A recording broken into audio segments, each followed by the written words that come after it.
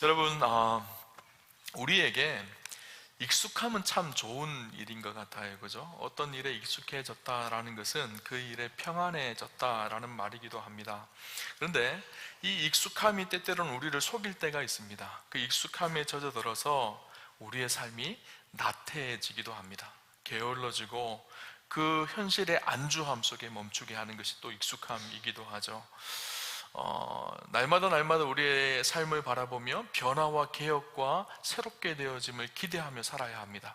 그렇지 않으면 우리의 삶은 자꾸 도태되어질 수밖에 없죠.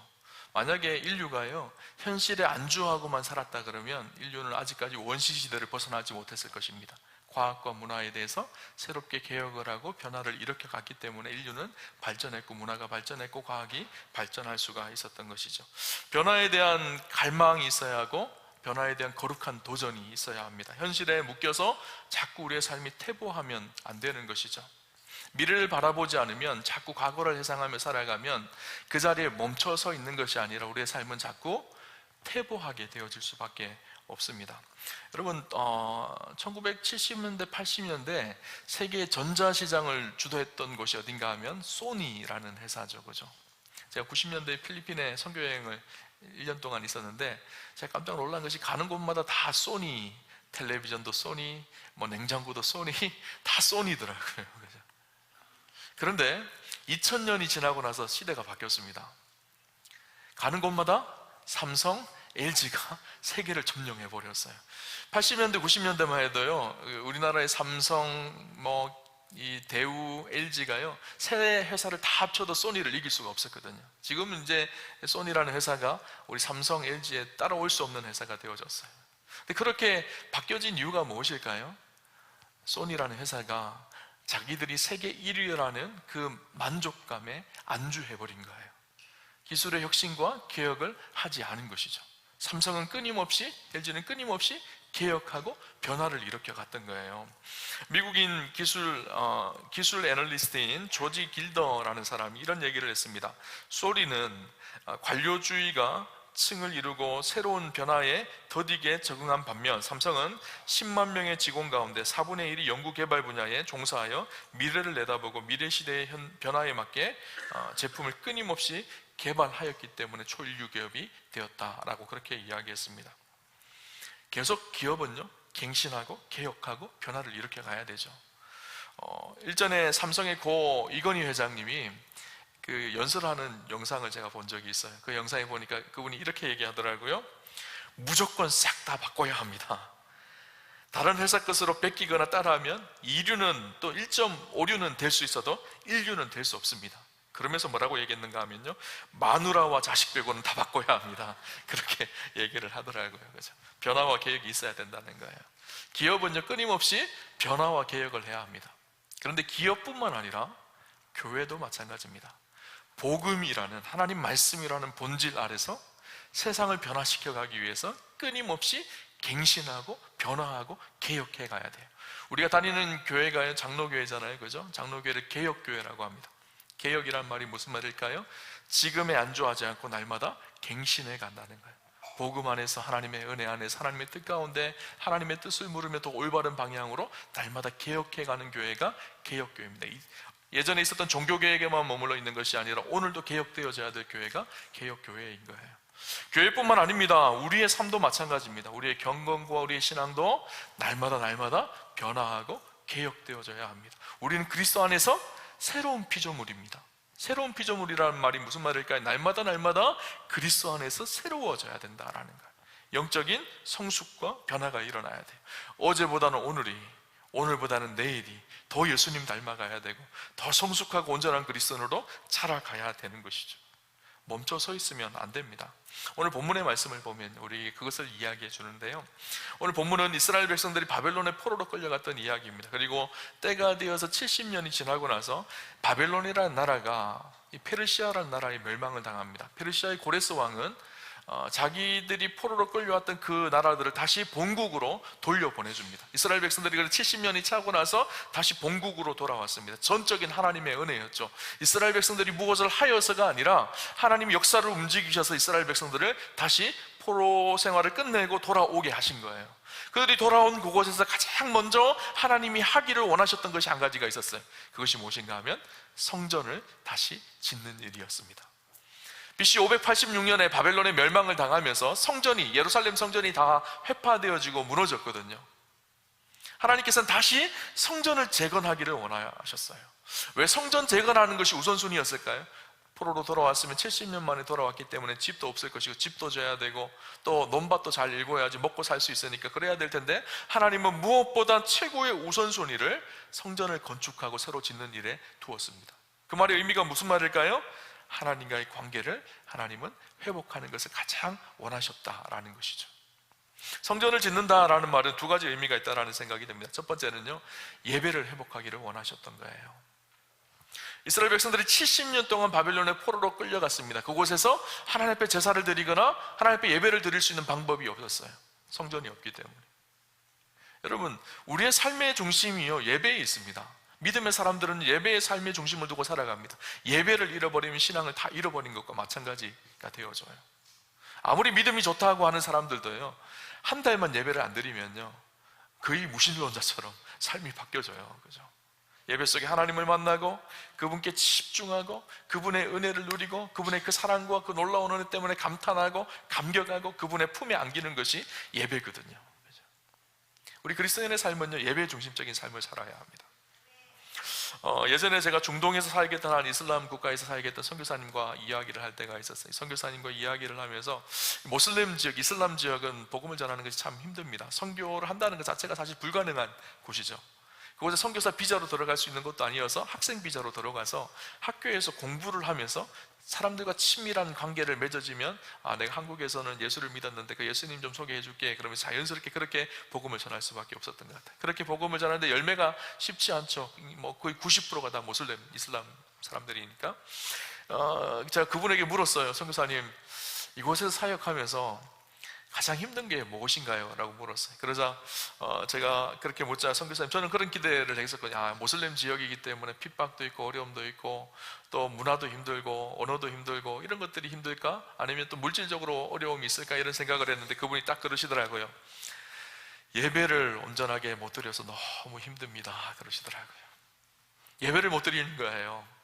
모이지를 못하는 거예요. 그러니까 집에서 가족들끼리 둘러 앉아서 조용히 성경을 읽고 찬송가를 하는데 조용히 찬송을 합니다. 혹시나 밖에서 다른 사람이 들을까 봐 굉장히 조심스럽고 조용히. 그러니까 한국 교회에서 뜨겁게 기도하고 뜨겁게 찬양하고 뜨겁게 예배드리는 것이 너무너무 그리웠다라는 거예요.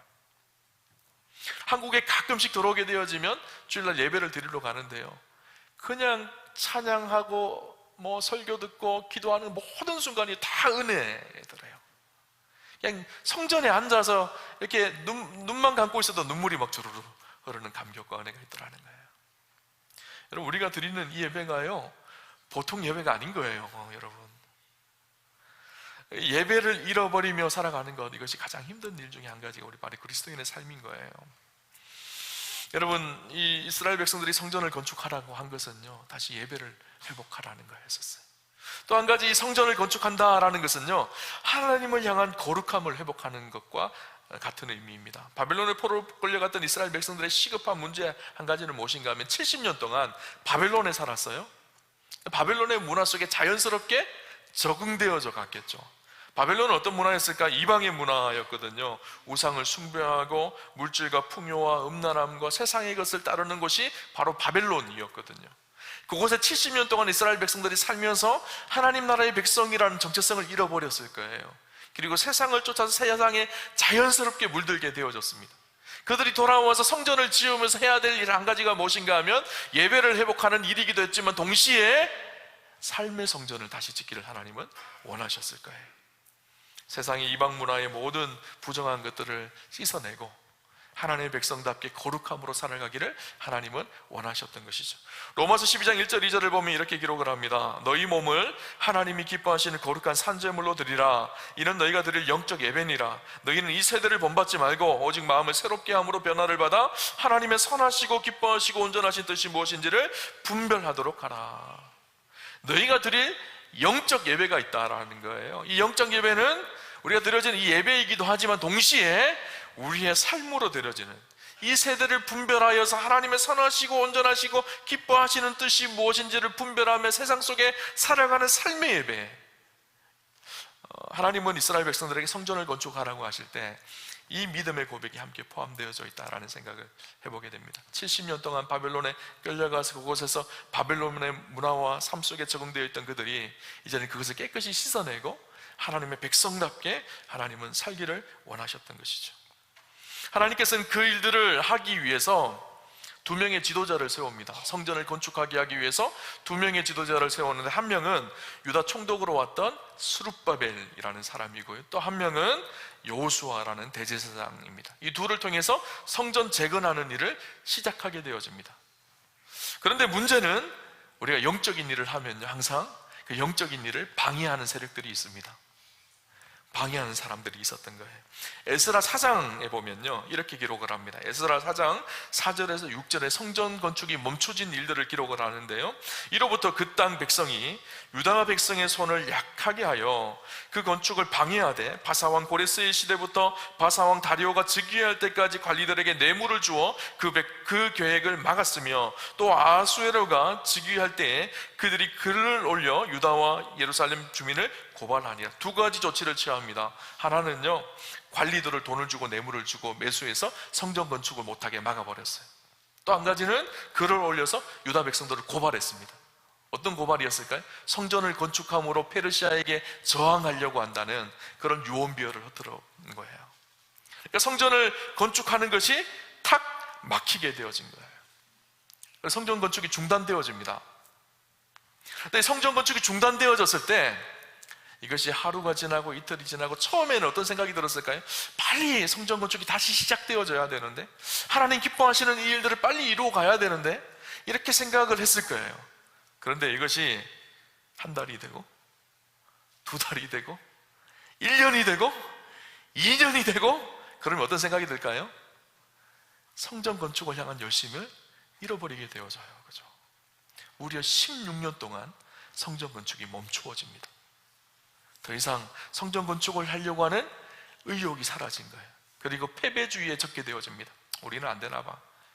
그 성전을 짓다가만 그 모습을 보면서요, 처음에는 빨리 지어져야 되는지 그렇게 생각을 했을 거예요. 그런데 1년이 지나고 2년이 지나고 3년이 지나고 4년이 지나고 5년이 지나면서 그 흉물스러운 모습을 보면서 이제는 안 돼, 이제는 끝났어, 뭐 새로운 일이 일어나겠어, 이렇게 사람의 마음은요 안주하고 변질되어지는 것이 우리의 마음이거든요. 이스라엘도 그런 상황이었던 것 같아요. 이것을 가장 기뻐했던 사람들이 누굴까요? 성전 건축을 방해하려고 했던 사람들. 아마 그들은 성경에 기록되지 않았지만 막 펄쩍펄쩍 뛰며 할렐루야, 막 할렐루야는 안 했겠죠? 막 기뻐했을 거예요. 그죠? 우리도 마찬가지입니다. 우리가 영적인 일을 하고 눈에 보이지 않는 성전을 세워갈 때 그것이 멈추어지고 성전이 지어지지 않은 것을 가장 기뻐하는 세력들이 있습니다. 누굴까요? 사탄이라는 세력이에요. 우리가 영적인 삶을 더 살아가고 하나님 앞에 더 온전한 삶을 살아가려고 할 때 사단은 그렇게 하지 못하도록 방해를 합니다. 그리고 그 사단의 게임에 넘어가서 멈췄으면 아마 사단은 쾌재를 부를 거예요. 네 인생 그럴 줄 알았어, 네가 뭐 할 줄 아는, 안 돼, 너는 안 돼, 안 돼. 그렇게 사단은 그것을 바라보며 기뻐할 것입니다. 그런데 그런 상황 중에 성전 건축을 다시 도전하고 꿈을 주는 사람이 있었습니다. 누군가 하면 학개와 스가랴 선지자입니다. 성경을 읽으면 학개, 스가랴서를 보면서 어떤 생각을 하셨나요? 이게 도대체 누구의 학개라는 것이 이름이야? 이렇게 생각하셨을지 모르겠어요. 학개와 스가랴는 어떤 사람인가 하면 성전 건축이 멈춰져 있을 때, 포로 귀환한 백성들이 성전 건축을 멈춰져 있을 때 성전 건축을 다시 해야 된다고 믿음으로 독려했던 사람, 두 예언자가 학개이고 스가랴입니다. 학개는 아주 직접적으로 새로운 도전을 줍니다. 그래서 학개서 1장 8절에 보면 너희는 산에 올라가서 나무를 가져다가 성전을 건축하라. 그리하면 내가 그것으로 말미암아 기뻐하고 또 영광을 얻으리라. 여호와가 말하였느니라. 하나님께서 말씀하셨는데 이렇게 성전 건축이 멈추어져 있는 것을 보고 그냥 있으면 안 된다라는 거예요. 산에 올라가서 나무를 해다가도 성전 건축을 다시 시작해다 하라는 거예요. 그래야지 하나님께서 기뻐하신다는 거예요. 이것을 강력하게 도전을 주었던 사람이 학개입니다. 스가랴서에는 8개의 환상 이야기가 나옵니다. 그 환상을 통해서 다시 멈추어져 있던 성전 건축을 독려하고 격려하고 있는 말씀이 스가랴서예요. 우리가 오늘 읽었던 본문은 그 8가지 환상 중에 5번째 환상의 이야기가 기록되어져 있어요. 우리가 읽었던 본문 전에 보면 순금 등잔대와 2개의 감람나무 이야기가 기록되어져 있습니다. 그리고 나서 오늘 말씀이 기록되어져 있어요. 오늘 말씀 속에 우리가 오늘 우리의 삶도 현실에 멈추어 설 때가 있거든요. 영적인 변화와 성숙을 기대하지 않는 우리의 모습이 그대로 오늘 본문 속에도 녹아져 있거든요. 우리의 삶 속에도 녹아져 있거든요. 그럴 때 우리가 어떻게 하면 이 영적인 무능력함에서 깨어 일어나서 다시 힘있게 주님 맡기신 사명을 감당하고 우리가 풍성한 열매를 맺을 수 있는지 오늘 본문을 통해서 우리가 2가지를 좀 나누면 좋겠다라는 생각이 들었어요. 첫 번째는 무엇인가 하면요, 변화에 대한 간절함을 회복하는 거예요. 여러분, 제가 아까 서두에 말씀드렸던 이건희 회장이 마누라와 자식 빼고는 다 바꿔! 라고 했던 그 말은요, 사람들을 자극하기 위해, 도전을 주기 위해서 했던 말이거든요. 많은 사람들은 현실에 멈춰 서 있으려고 합니다. 여기가 좋사오니 이 정도면 됐지, 내 신앙 이 정도면 됐지 하고 현실에 안주하려고 하거든요. 학개와 스가랴가 했던 일이 그 일이에요. 현실로는 안 된다라는 거예요. 멈추어 서 있으면 안 된다라는 거예요. 일어서야 된다라는 거예요. 성전 재건이 다시 시작되어져야 된다라는 거예요. 이것을 이스라엘 백성들에게 자극을 하고 도전을 주었던 사람이 학개와 스가랴입니다. 오늘날 목사들의 사명이 무엇일까요? 일하는 거예요. 이대로 있으면 안 됩니다. 우리가 영적으로 새롭게 변화되어야 합니다. 하나님 보시기에 더 온전한 모습으로 날마다 변화되어지고 날마다 성숙하고 성장해 가야 됩니다. 우리는 자꾸 이 현실에 멈춰 서려고 하거든요. 목사가 하는 일이 그 일이에요. 오늘날의 학개와 스가랴가 되어서 거룩한 믿음의 도전을 주고 함께 우리가 새롭게 그리스도 안에서 더 풍성한 은혜와 삶을 향해서 믿음이 멈춰지지 않고 달려가야 된다는 것을 선포하는 거거든요. 금요일날 비상기도회, 다음 주에 있을 이 특별 새벽기도회 왜 하는 걸까요? 이렇게 있으면 안 된다라는 거예요. 다시 일어서야 된다라는 거예요. 우리 안에 무너져 있는 성전을 다시 회복해야 된다라는 거예요.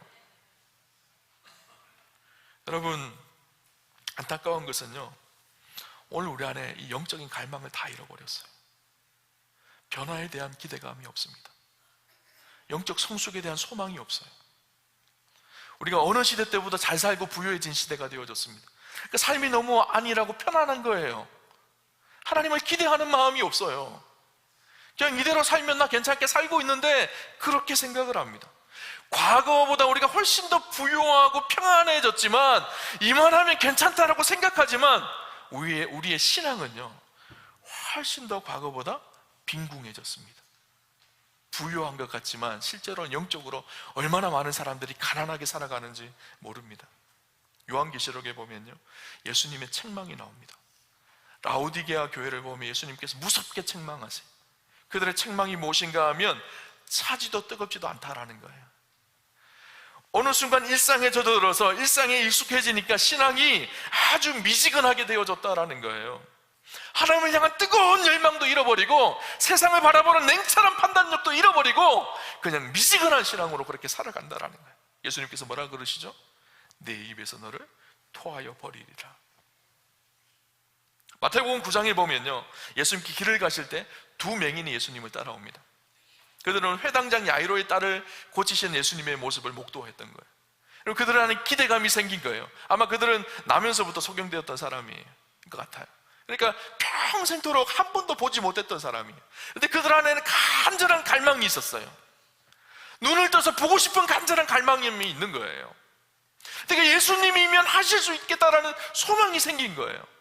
그러니까 예수님이 야이로의 집에 나왔을 때 그들은 외칩니다. 다윗의 자손이여 우리를 불쌍히 여기소서.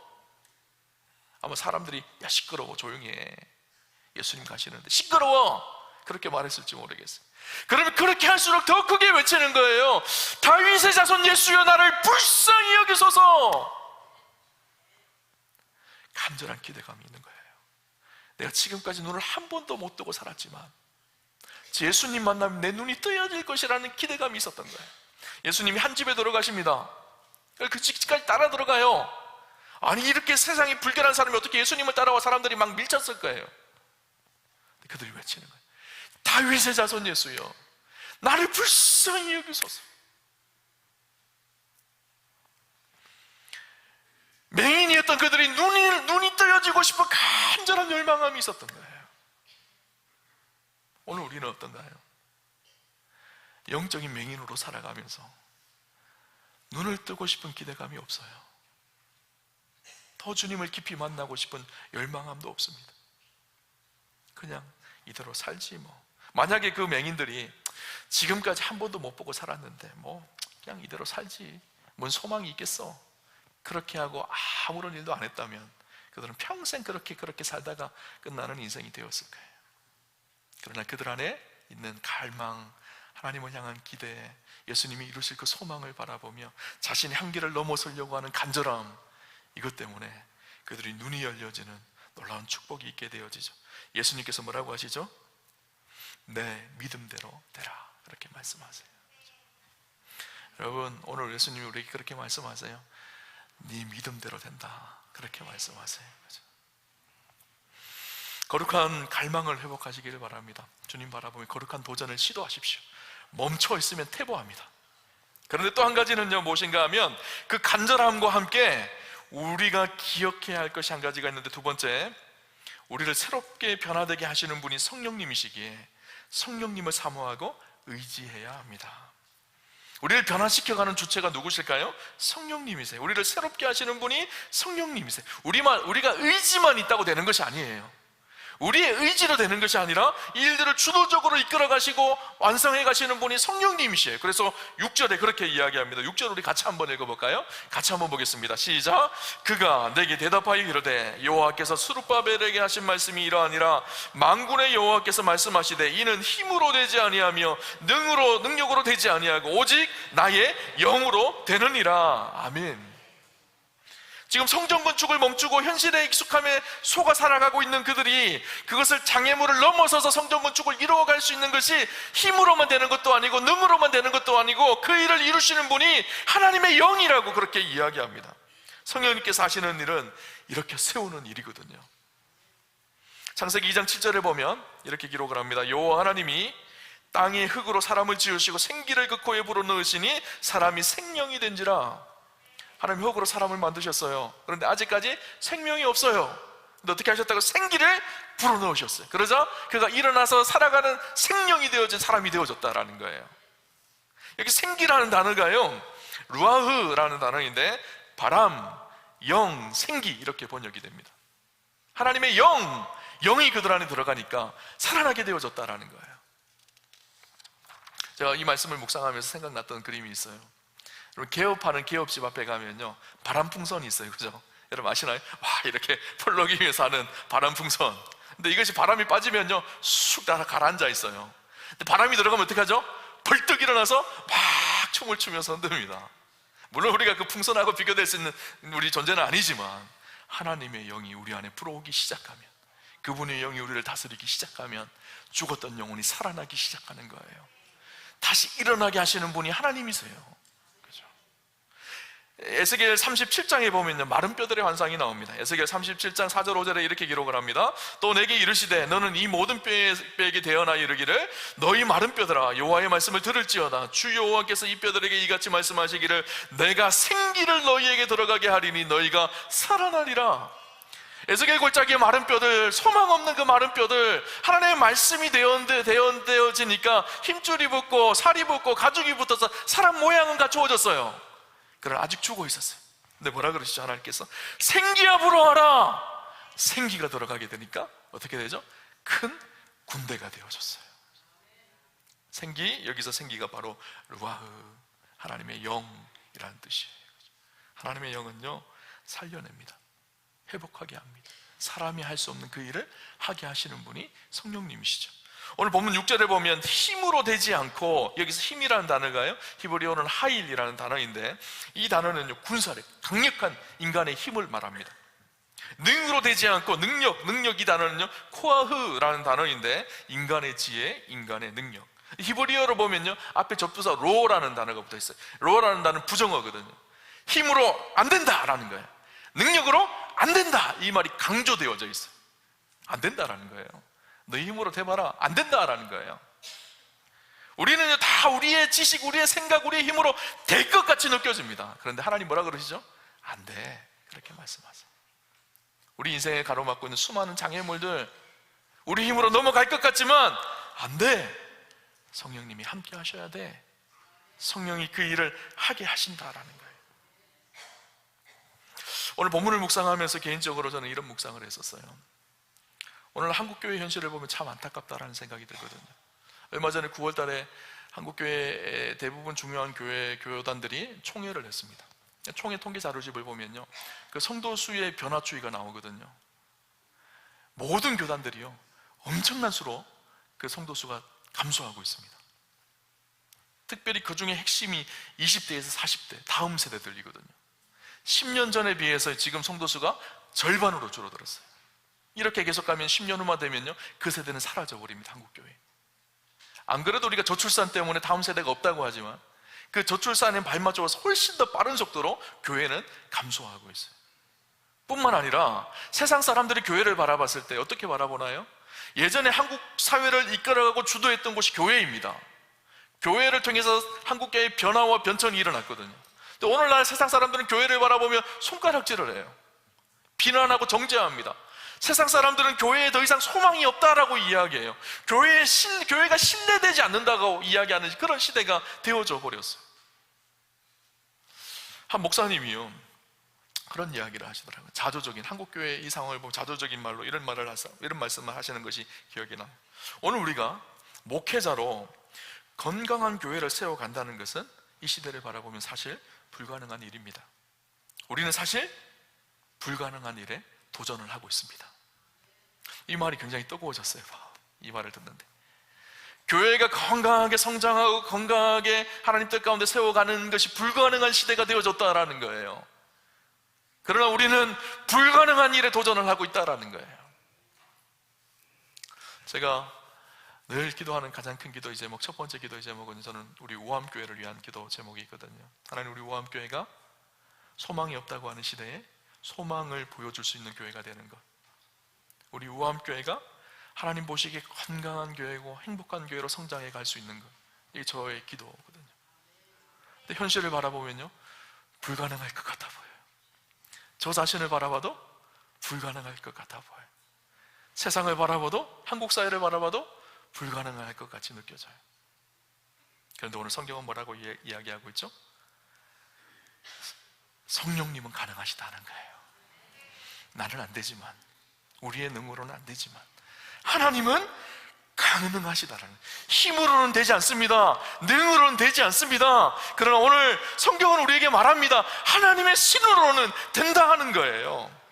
우한교회도 한국교회도 하나님의 능력으로는 된다는 거예요. 그렇죠?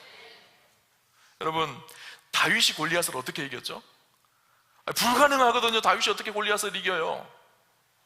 말도 안 되는 이야기예요. 근데 다윗이 골리앗을 쓰러뜨렸습니다. 왜 그랬을까요? 하나님이 함께 하셨기 때문에. 다윗이 쓰러뜨린 것이 아니라 하나님이 쓰러뜨리게 하신 거예요. 너는 칼과 창과 단창으로 내게 오지만 나는 만군의 여호와 이름으로 내게 가노라. 하나님의 이름이 골리앗을 쓰러뜨린 것이죠. 오늘 보면 7절을 보면요, 우리가 잘 아는 아주 유명한 말씀이 있습니다. 큰 산아 내가 무엇이냐, 내가 스룹바벨 앞에서 평지가 되리라. 큰 산은 무엇을 의미할까? 장애물 말하거든요. 성전을 다시 재건하기 위해서 시작돼야 되는데 장애물이 있어서 그것이 큰 산이 되어서 도저히 아무런 일이 일어나지 않을 그 큰 산, 우리 인생 가운데도 큰 산이 있습니다. 도저히 넘어가지 못할 것 같은, 우리 인생을 가로막고 쓰러뜨리고 낭망하게 하는 큰 산들이 있죠. 그 큰 산이 어떻게 되었다고요? 하나님께서 선포하세요. 큰 산아 내가 무엇이냐, 내가 스룹바벨 앞에서 평지가 될지어다. 여러분, 이 말씀을요, 여러분 선포하셔요. 혹시나 여러분의 인생을 가로막고 있는 큰 산이 있나요? 우리의 믿음으로 주님 앞에 나아가게 하는데 방해하는 큰 산들이 있나요? 선포하시기를 바랍니다. 큰 산아 내가 무엇이냐, 내가 스룹바벨 앞에서, 스룹바벨 대신에 여러분의 이름을 넣고 선포하세요. 큰 산아 내가 무엇이냐, 김종경 목사 앞에 평지가 될 것이라. 같이 한번 따라해 보실까요? 저를 따라서 한번 같이 해봅시다. 큰 산아, 내가 무엇이냐? 내가 내 앞에서 평지가 될 것이라. 아멘. 여러분, 그런 역사가 있으시기를 주님 이름으로 축원합니다. 우리의 힘으로는 안 되지만 성령께서 그 일을 하세요. 그죠? 우리가 잘 아는 시가 있습니다. 조선 중기의 문신이었던 양사은의 시, 잘 아시는 시가 있을 거예요. 태산이 높다 하되 하늘 아래 매이로다. 오르고 또 오르면 못 오를 리 없건만은 사람이 제한이 오르고 매만 높다 하더라. 태산, 큰 산이잖아요. 큰 산이 높다고 하지만 어디 있다고요? 하늘 아래 있다라는 거예요. 아무리 큰 산이 우리를 가로막고 있는 큰 산이 있다고 하더라도 그 큰 산이요, 하나님 아래 있는 거예요. 그죠? 하나님이 함께 하시면 우리가 넉넉히 승리할 수 있습니다. 큰 산 앞에 우리를 보면 왜소해 보이지만 우리와 함께 하시는 하나님을 보기 시작하면 큰 산이 평지가 되는 역사가 저와 여러분 가운데 일어나게 하실 거예요. 그죠? 여러분, 할 수 없다고 하지 마세요. 성령님이 함께 하시면 할 수 있습니다. 성령이 우리를 세우시면 능치 못할 일이 없을 것입니다. 현실에 주저앉지 않았으면 좋겠습니다. 현실은 여기에 멈춰 서라고 우리에게 이야기하지만 현실을 뚫고 일어나서 주님 바라보면서 우리에게 멈춰져 있던 성전을 건축하는 그 일을 이루어가는 저와 여러분 되시기를 주님 이름으로 축원합니다.